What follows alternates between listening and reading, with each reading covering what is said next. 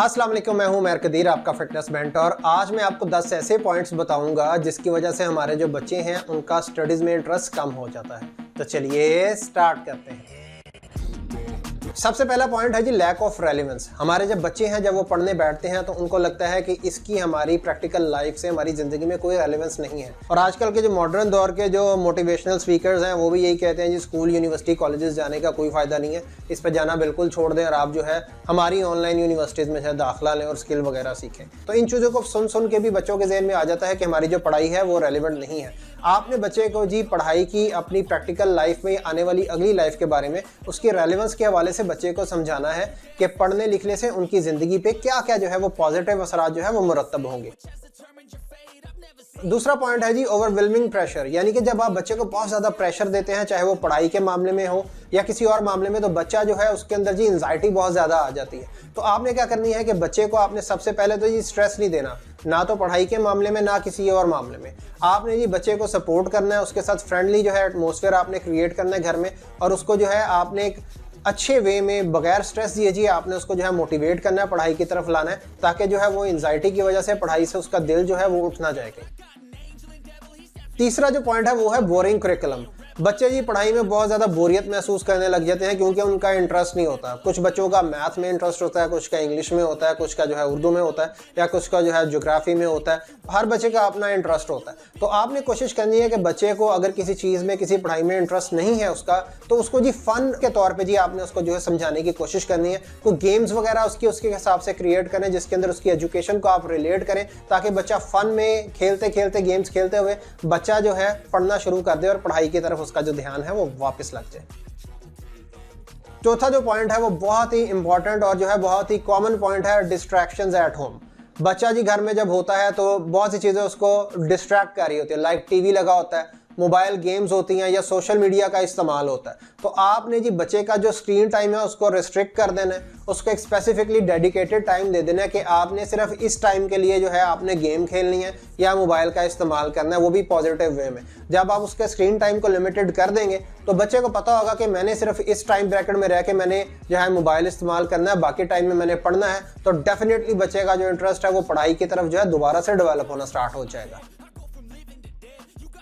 Encouragement हर बंदे को ही पसंद होती है। जब आप खुद से कोई अच्छा काम करते हैं तो आप सोचें कि आपको जब कोई कहता है वाह जी वाह, बहुत ही ज़बरदस्त आपने काम किया है। जब ख़वातीन घर में कोई खाना पकाती हैं, अगर उनकी तारीफ़ की जाए तो वो भी इससे बहुत ही खुश होती हैं कि हमारी जो है वो तारीफ़ की गई है।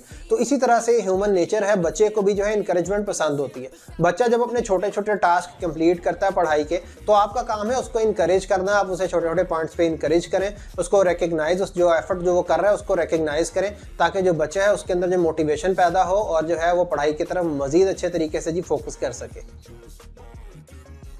नेक्स्ट जो पॉइंट है वो है लर्निंग डिफिकल्टीज। ये जी अनडायग्नोज होती हैं, किसी को भी नहीं पता होता कि बच्चे के साथ क्या गुजर रही है, उसको क्या प्रॉब्लम आ रही है। आपने पहले तो अपने तौर पे कोशिश कर लेनी है कि बच्चे को प्यार से बैठा के उसको जो है आप उससे पूछें कि क्या क्या उसको मसाइल आ रहे हैं, क्या बात है कि उसका पढ़ाई में दिल नहीं कर रहा, ऐसी क्या उसके पीछे फैक्टर्स मौजूद हैं कि बच्चे को जब पढ़ने के लिए बैठता है तो उससे बिल्कुल भी पढ़ा नहीं जाता। तो आपने जी पहले अपने तौर पर कोशिश करनी है कि आप इसको आइडेंटिफाई करें, बच्चे के स्कूल जाएँ, उसके स्कूल वालों से पूछें।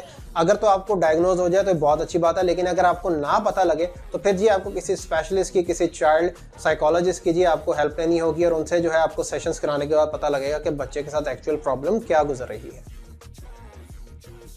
बच्चे के जी कुछ इस तरह के दोस्त बन जाते हैं जिनका पढ़ाई में कोई इंटरेस्ट नहीं होता। आपका बच्चा तो पहले बहुत ही पढ़ने वाला होता है, लेकिन जब उसके इस तरह के दोस्त बन जाते हैं जो पढ़ाई में बिल्कुल नालायक होते हैं और उनका ध्यान नहीं होता, तो बच्चा उनको देख देख के, उनके साथ टाइम स्पेंड कर करके उनसे जो है इंस्पिरेशन लेता है, उनसे सीखता है, और बच्चे का खुद से भी है उनके साथ रह रहे कि जो पढ़ाई में जो इंटरेस्ट है वो कम हो जाता है। तो आपने बच्चे की कीनली, बहुत ही आपने स्ट्रिक्टली जो है नज़र रखनी है कि वो स्कूल में या स्कूल से बाहर किन लोगों के साथ उठता बैठता है, जो बच्चे बाकी के हैं, क्या वो उसके लाइक माइंडेड है, पढ़ने वाले हैं या नहीं है। तो इस चीज़ को आइडेंटिफाई करके आप इस मसले को हल कर सकते हैं। अगला जो पॉइंट है जी उसमें मैं हमेशा बड़ों को ही बात करता हूँ, बच्चों के लिए भी ये पॉइंट आ गया है, अनहेल्दी डाइट।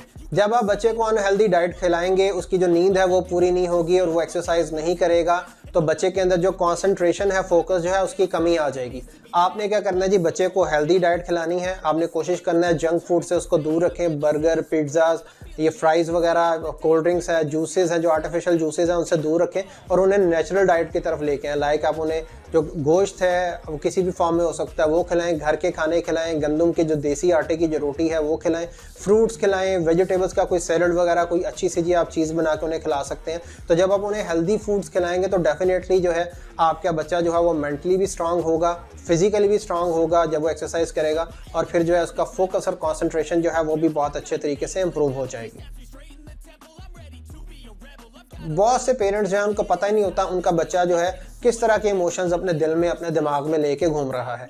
तो ये किस तरीके से होता है, अगर आपका जो घर का जो माहौल है वो बहुत ज़्यादा ख़राब है, मियाँ बीवी आपस में लड़ते रहते हैं, माँ जो है वो डांटती रहती है बच्चे को या बाप डांटता रहता है, इसके अलावा जो है स्कूल में भी हो सकता है कि कोई उसको बुली करता हो, आपके बच्चे को बुली करना मीन्स कि वो उसको तंग करता है बार बार, और या फिर घर में जो है कोई उसको तंग कर रहा है, बुली कर रहा है, इस तरह के फैक्टर्स होते हैं। तो आपने बच्चे के साथ दोस्ती क्रिएट करनी है, उसके लिए जो है एक रिलैक्सिंग किस्म का जो है आपने एटमॉस्फेयर जो है वो घर में क्रिएट करना है, फ्रेंडशिप बच्चे के साथ करनी है, ताकि जो है इस तरह के इमोशनल इश्यूज जो है वो बच्चे के साथ ना आए और आपका बच्चा जो है पढ़ाई के अलावा भी बाकी किसी जो है मसले में ना फंस जाए।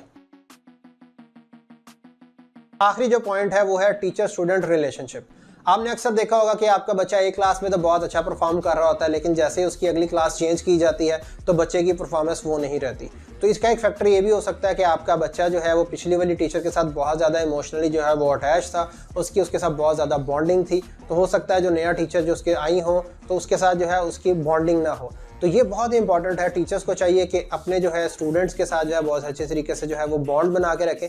समटाइम्स अगर टीचर्स के साथ कोई इशू है, कोई प्रॉब्लम है, तो ये सबसे पहले आपका काम है कि आपने अपने बच्चे से इस इशू को आइडेंटिफाई करवाना है कि क्या वाकई ही उसको स्कूल में किसी टीचर से कोई प्रॉब्लम तो नहीं है। तो फिर उस चीज़ को आपने एड्रेस करना है, पहले अपने लेवल पे बच्चे को आपने समझाना है, फिर स्कूल जाके जी आप उनसे बात करें कि इस तरीके से बच्चे के साथ मसला आ रहा है। तो आप ये स्कूल का काम होता है कि वो जो है टीचर जो है वो बच्चे के साथ उस तरीके से बॉन्ड बनाती है, थोड़ा सा फोकस करती है, तो डेफिनेटली जो बच्चा है वो जो है उस तरीके से दोबारा से उनकी एफिलिएशन टीचर से होना स्टार्ट हो जाती है और बच्चा जो है पढ़ाई में दोबारा से ध्यान देना शुरू कर देता है। तो मुझे उम्मीद है जी आपको वीडियो पसंद आई होगी। अगर आपको ये वीडियो पसंद आई है तो अपने फ्रेंड्स एंड फैमिली के साथ शेयर कीजिए। अगली वीडियो में दोबारा से हाजिर होंगे, तब तक के लिए अल्लाह हाफिज़।